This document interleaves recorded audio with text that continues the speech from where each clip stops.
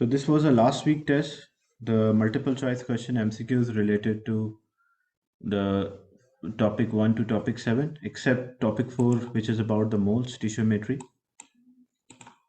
I'll go through each question. In the first question, which row about the change in state is correct? So when solid is changing into liquid, the reaction will be endothermic or heat energy should be taken in. So it means A is not the right answer. When a gas turned into a liquid, so it will release the energy. The reaction is exothermic, so it will give out energy. That's why B cannot be an answer. A solid turned into a gas, so it is endothermic. So heat energy is taken in, that's true. And whenever a solid turned into a liquid, a solid turned to a gas, we call that as sublimation. So sublimation is basically a solid turning into a gas. What about the last one, a liquid turning into a solid? The heat energy is given out, the exothermic reaction is there. So heat energy is given out, that is true. But a liquid turning into a gas, a liquid turning into a solid, that is not called condensing, that is called freezing. So option C, all the columns are matching each other. That's why C is the right answer. Gases are separated from a liquid air by fractional distillation. So on the basis of the boiling point, if we separate the substances from each other, we call it as a fractional distillation. The boiling point of 4 gases are shown. Which gas is monoatomic? Monoatomic means one atom is there. So monoatomic gases only group 8 elements because they don't tend to form a molecule. So they all are monoatomic. So when you check the option argon, helium and neon, these three are group 8. But what about nitrogen? Nitrogen is not group 8. Nitrogen exists as N2. So nitrogen is a diatomic molecule. Like 2 atoms will be there in one molecule. That's why D cannot be an answer. As they mentioned already in the question, which is monoatomic and a liquid. Then how to identify the state of a substance? So if we have melting point and boiling point, state of a substance before the melting point, it is solid. Between the melting and the boiling point, it is liquid. And after the boiling point, it is gas. So when we check the options, the boiling point of argon is given minus 186. The boiling point of helium is given minus 269.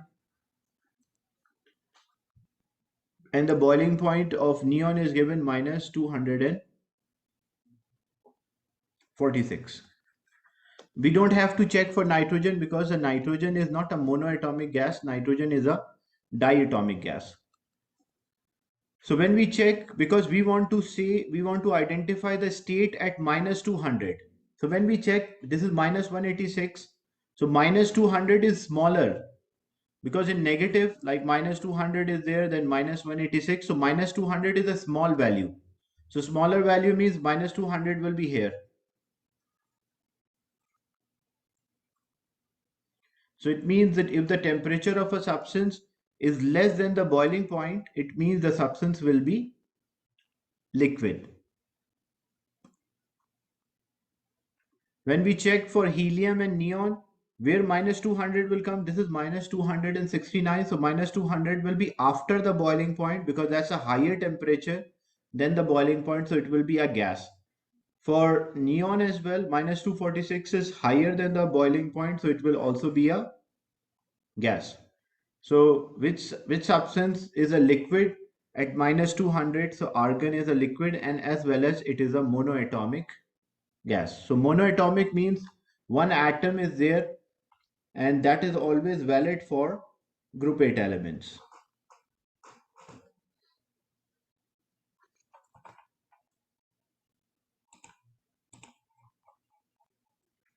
In question 3, two different food colorings X and Y are tested using a chromatography and 3 pure dyes 1, 2 and 3 are also tested. The chromatogram is shown here. Which statements are correct? So in the first one, X and Y both contain 2 or more dyes because you can see X is giving 3 colors, Y is giving 2 colors. So it means X is a combination of three colors, three dyes, and Y is a combination of two. And the first statement, they say X and Y Oh, both. Mr. It's impure. Yeah, it is impure. X and Y are impure because there are two or more. Whenever you have two or more colors, it means the substance is impure. But we have to check which statement is correct. So statement 1, X and Y both contain two or more dyes. So it means statement 1 is correct. What about statement 2? Dye 2 and 3 are present in both X and Y. So how to identify if they rise to the same position? So when I check the spot for dye 2, so this is a spot for dye 2. And you can see it is matching with Y, it is matching with X, both. And dye 3 also, it rises to the same level as one of the spot in X and Y. So it means dye 2 and dye 3 both are present in X and Y. So that is the second statement is also true. What about the third one? The RF value of dye 1 is 0.625. So how to get the RF value? RF value is a distance moved by the spot from the origin divided by distance moved by the solvent. So for dye 1, what is the distance moved by the spot from the origin when we measure? So that is 5, and distance moved by the solvent from the origin, that is 8. So it should be 5 divided by 8. So 5 divided by 8 is actually 0.625. So it means this third statement is also true. So which statements are correct? Statement 1, 2 and 3 all are correct. That's why C should be the right answer for this.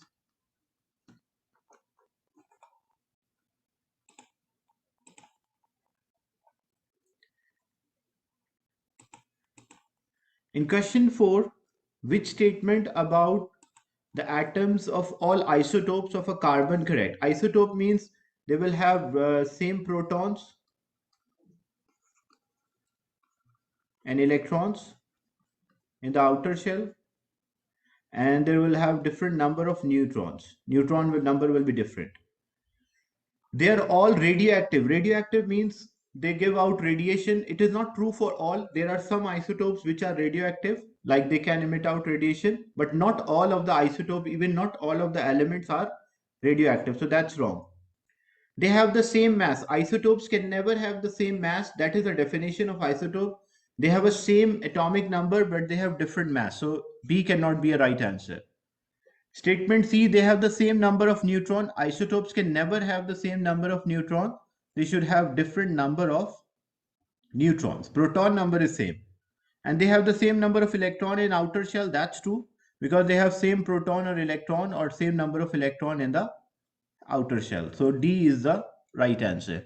That's why the isotopes have the same chemical properties, like they react in the same manner as they have the same number of electron in the outermost shell.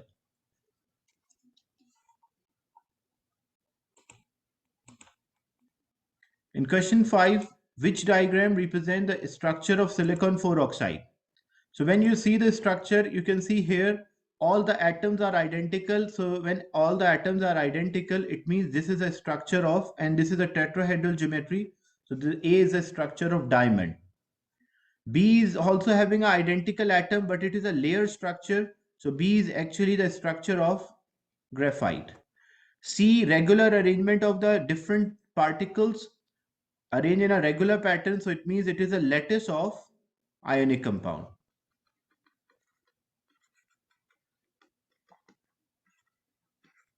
And the structure of a diamond and silicon, they have the same geometry, but the only difference is that each silicon bonded with 4 oxygen atom, and then each oxygen form 2 bonds with silicon.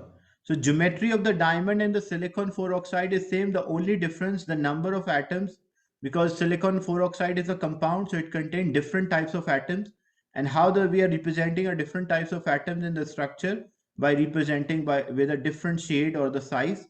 So this is actually the structure of silicon 4 oxide. So D is the right answer for this. So you have to learn the geometry of the molecules such as diamond, graphite, silicon 4 oxide, metallic structure, as well as the ionic lattice. In question 6,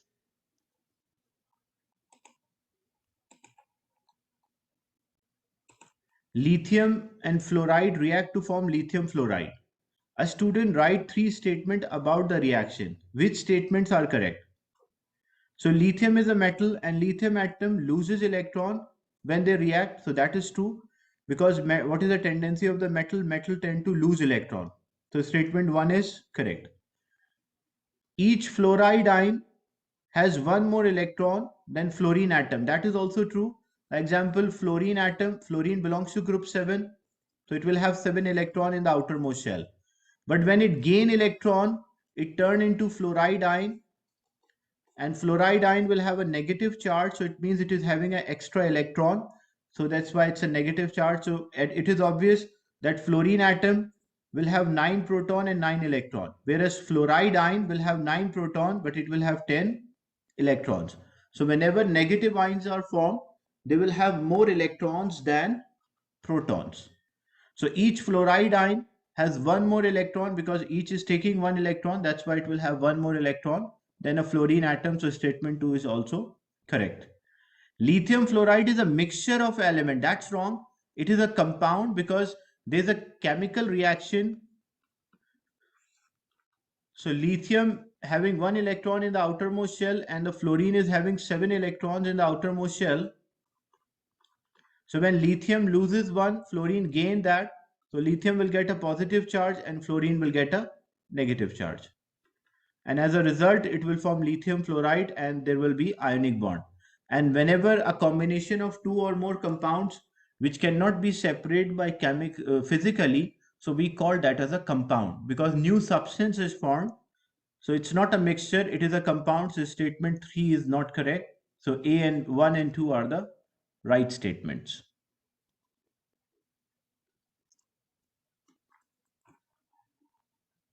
In question 7, how many electrons are used to form a covalent bond in a molecule of methanol? So first you should draw the structure of methanol. Carbon is there, then 3 hydrogen, then oxygen is there, and then hydrogen. Hydrogen share 1, so carbon will share 1 from that side. And oxygen share 2. So one with carbon, another one with hydrogen. And there will be unshared electron on oxygen, 2 unshared. The question is, how many electrons are used to form a covalent bond? So how many electrons are used? You just have to count 2, 4, 6, 8, 10. So total number of electrons which are used or involved in the bonding are 10. You don't count these 2 electrons because they are not involved in the bonding. They are the lone pair. So lone pair are not involved in the bonding. Only the bond pairs are responsible for the structure. So you just have to count the number of the bonds, and each bond means 2 electrons. So there are 1, 2, 3, 4, 5 bonds are there. It means there will be 10 electrons.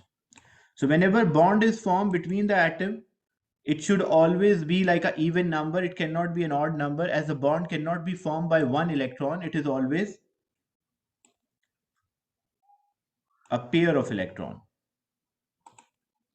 Magnesium oxide is having a high melting point. Why magnesium? Magnesium is a metal and oxide means oxygen is a non-metal. When metal combined with non-metal, what kind of bond they will have? They will have ionic bond. And what is ionic bond? Ionic bond is strong attraction between the ions. Like there will be magnesium ion and there is oxide ion, and they will have a strong attraction between them, oppositely charged ion, and we call that as ionic bond.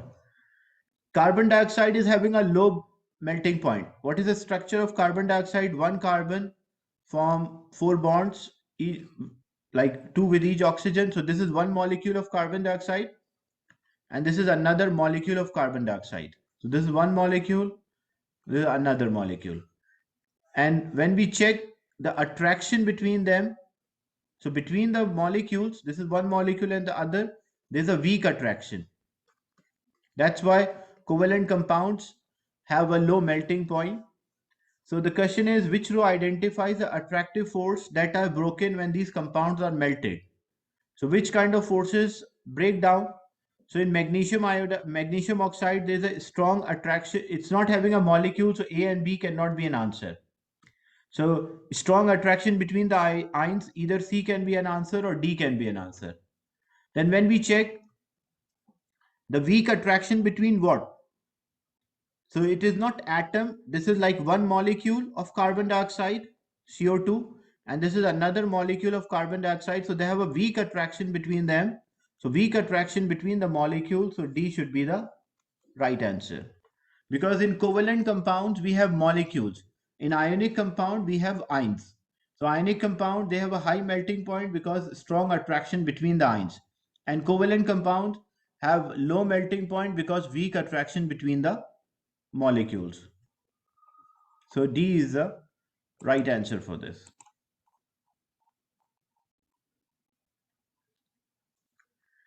The ionic half equation for formation of oxygen during electrolysis of aluminum oxide.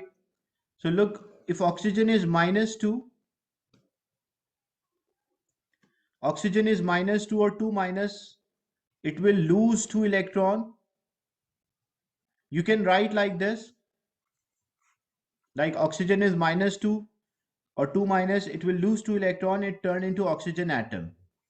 But because non-metal exists as a molecule, so if we have two oxide ions are there, if we have two oxide ions, because one is losing 2 electrons, so 2 will lose 4 electron, and as a result it will form oxygen molecule. And here it is negative, so it's like a mathematical equation. We can move this -4e to other side, so we can also write that two oxide ions are there, they will give oxygen and there will be 4 electrons. So if I compare this equation, like when two oxide ions are there, they will give oxygen and 4 electrons. So when I compare this equation, what is the value of X? The value of X is 2. And what is the value of the Y? Value of the Y is 4.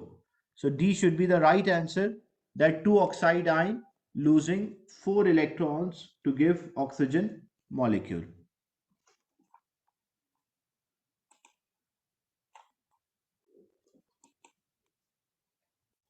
So during electrolysis, whenever electrolysis happen, one oxygen, if we have one oxygen, it loses 2 electron, give oxygen atom. But if we have two oxide ions, and it should be two oxide ion because oxygen is a non-metal, non-metal cannot exist as a molecule, as an atom, they should be ion. So when two oxide ions are there, they will lose 4 electron and form oxygen gas. So this is -4, it will move to other side. So two oxide ions give oxygen plus 4 electron. So the value of the X is 2 and value of the Y is 4. That's why D is the right answer.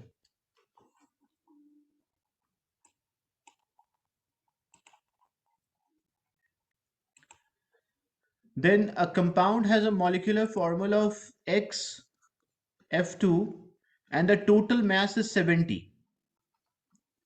What is this element X? How to know the mass of element X? So you have to use a periodic table which is given at the last of this test paper.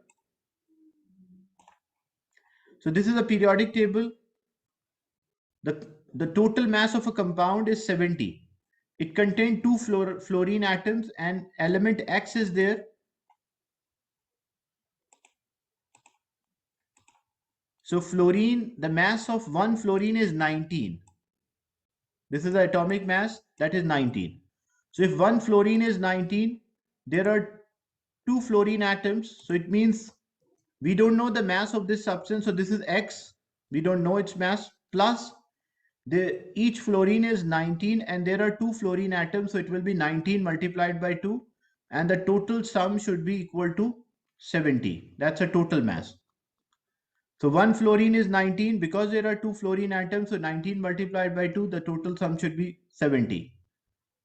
When we simplify, so 19 multiplied by 2 is 38.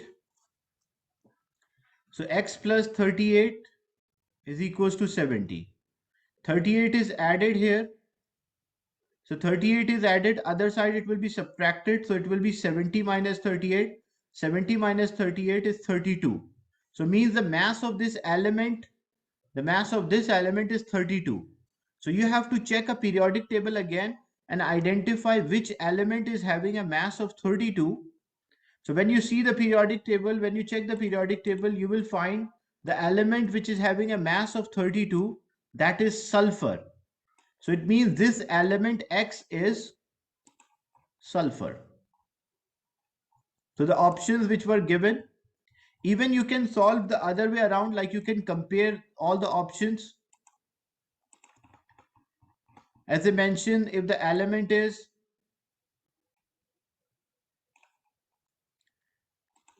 gallium, so if the element is gallium, what is the mass of a gallium? That is 70. So mass of gallium is 70. So if element X was a gallium, we have the formula XF2. If this was gallium, it means GaF2. So what is the total mass of gallium fluoride? So gallium is 70 plus fluorine is 19 multiplied by 2, so which is 38. So 70 plus 38. So the total mass will come out 108. So it cannot be gallium, because if it was gallium, it means the mass will come out 108, but the total mass should be 72, as they mentioned in the question, that this compound is having a total mass of 70. So the total sum should come out 70, but it's coming out 108, so it cannot be option A or gallium. Same thing, if you check it with other elements, like option C is the right answer, sulfur. How it is correct? We have the formula as XF2. If the element X is a sulfur, so it means it is SF2. So mass of sulfur, when you check the periodic table, sulfur is 32.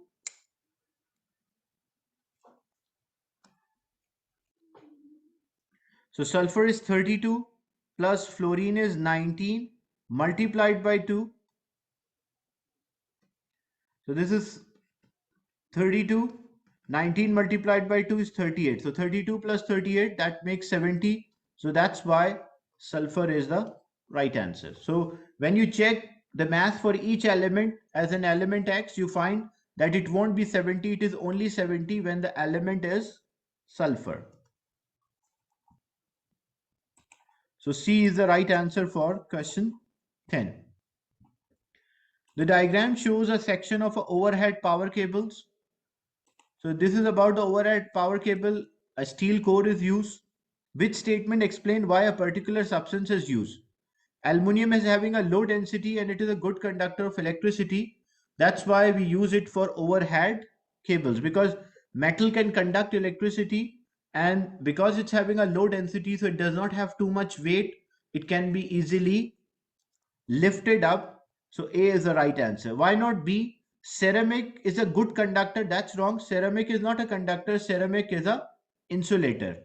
Steel can rust in damp air. That is not the relevant to the question. And steel is more dense than aluminum. This is correct. Steel is more dense, but that is not the reason why we use steel, because steel is stronger. That's why we use aluminum surrounded by the core. The central part is steel. So just to make the or increase the strength.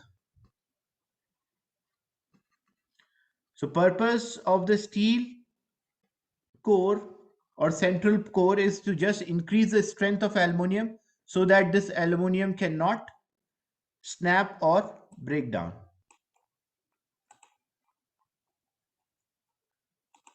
In question 12, during electrolysis of sulfuric acid, hydrogen is collected at cathode. The ionic half equation, if hydrogen is moved towards cathode, when hydrogen ion is there, it will take one electron and it turn into hydrogen atom.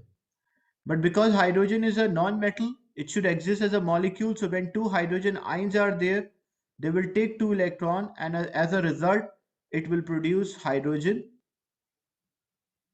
gas. So option C should be the right answer. So during electrolysis, the non-metal,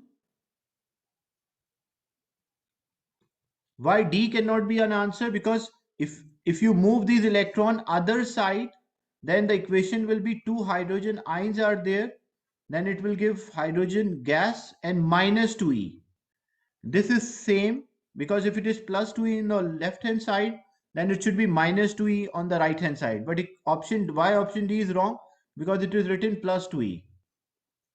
So if electrons are added to one side, other side it will be subtracted.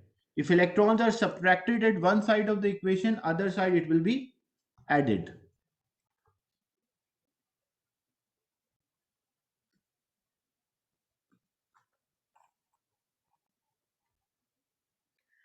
Then which rule describe an endothermic reaction? In endothermic reaction, reactant should have low energy and the product should have high energy. So when we check, A is totally wrong because A is actually the exothermic reaction energy diagram, and C is also wrong because exothermic. So either B can be an answer or D can be an answer. So how we check? In endothermic reaction, energy is transferred from surrounding to the reaction. That's true because if you have a reactant particle, they take energy or gain energy from the surrounding and they form a product. So B is the right answer. And energy transfer from reaction to the surrounding, it means this statement is for exothermic, not for endothermic. So B is the right answer, which is a correct energy diagram as well as the correct term to explain how the energy transfer. In endothermic, the energy transfer from surrounding to the reactants. In exothermic, the energy transfer from reactant to the surrounding. That's why in endothermic, the surrounding temperature decreases, and exothermic, the surrounding temperature increases. The equation for complete combustion of a methane is shown with the bond energies. What is the energy change for this reaction? So you have to first show how they are bonded. CH4 means the reactant side is a bond breaking side and the product side is a bond forming side. So CH4 means 1 carbon and 4 hydrogen, and O2 means oxygen double bonded with oxygen, but because there are two molecules, so we should have two molecules of O2. And carbon dioxide, what is the structure of a carbon dioxide? It is O double bonded with C and then O. And water, it is HOH. But how many water molecules are there too? So there should be two HONH. So reactant side is a bond breaking side. So how many bonds we are breaking? We are breaking CH bonds, but how many of them? 4. Because 1, 2, 3 and 4. Plus we are breaking oxygen double bonded with oxygen, and how many of them? 1 and 2. So this will be 2. Same way, bond forming, how many bonds are formed for OC or O double bonded with C or C double bonded with O? So 1 and 2, so that's why it is 2. Plus OH bonds are there, 1, 1, 2, 3, 4. So this will be 4 OH bonds. So when we calculate the bond breaking energy, this will be 4 times, what is the CH bond? 410 plus 2 times O double bonded with O, that is 496.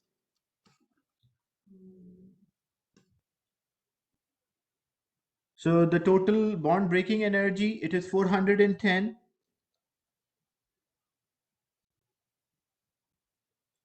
times 4, which is 1640 plus, so this is 1640 plus 496 times 2,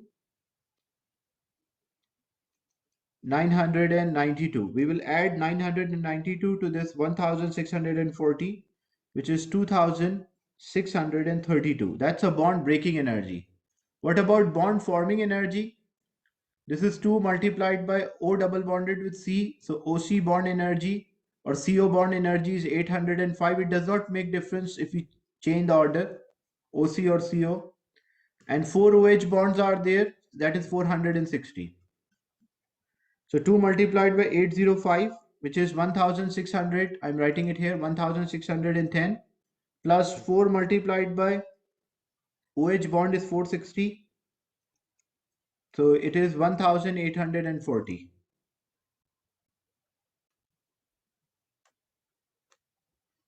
So this says 3450. Now to get the energy change, it is bond breaking minus bond forming. So the formula is bond breaking. The energy change during a chemical reaction is a bond breaking energy minus bond forming. The bond breaking energy is 2632 minus the bond forming energy is 3450. So when we subtract, we'll get as negative 818. So A should be the right answer. So you have to do this working, sort out the bonds which you are breaking, draw the correct structure, and use the bond energies to calculate the energy released during a chemical reaction. And it is a combustion reaction. So it is obvious combustion reactions are exothermic. So D can never be an answer because an exothermic reaction, the energy change is always negative. So either A can be answer, B or C, but D can never be an answer as the reaction is combustion and combustion is exothermic. In question 15,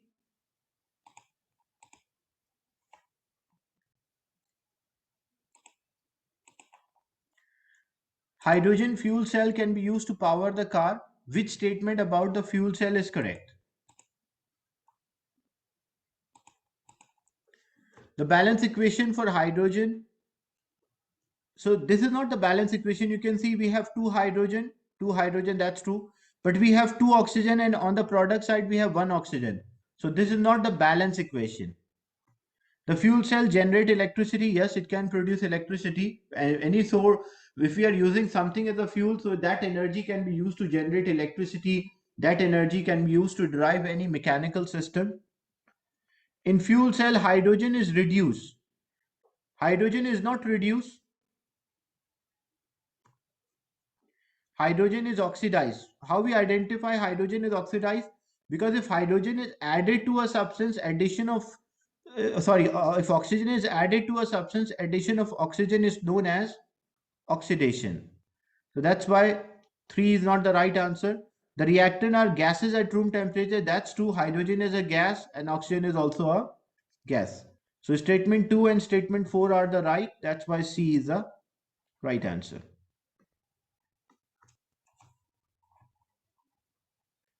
The apparatus shown is used to measure the rate of a reaction. Whenever you're measuring the volume of a gas or change in mass of a reactor mixture, so remember that this technique is only valid if the product is gas.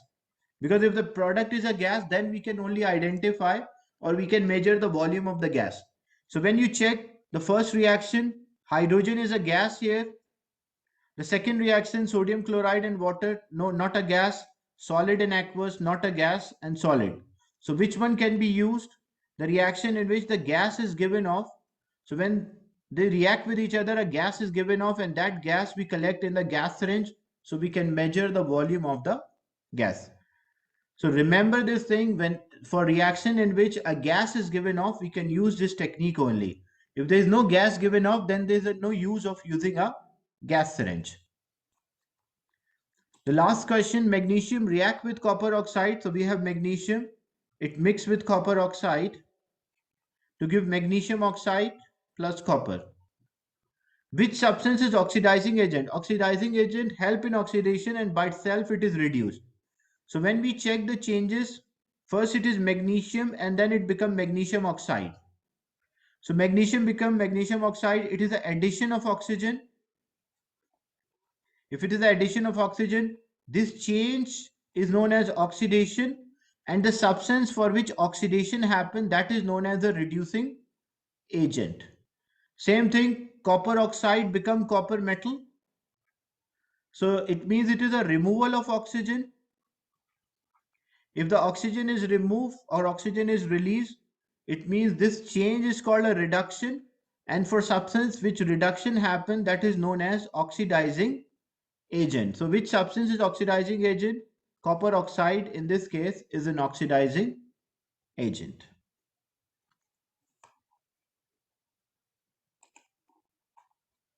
So this was the last week test related to topic 1 to topic 7.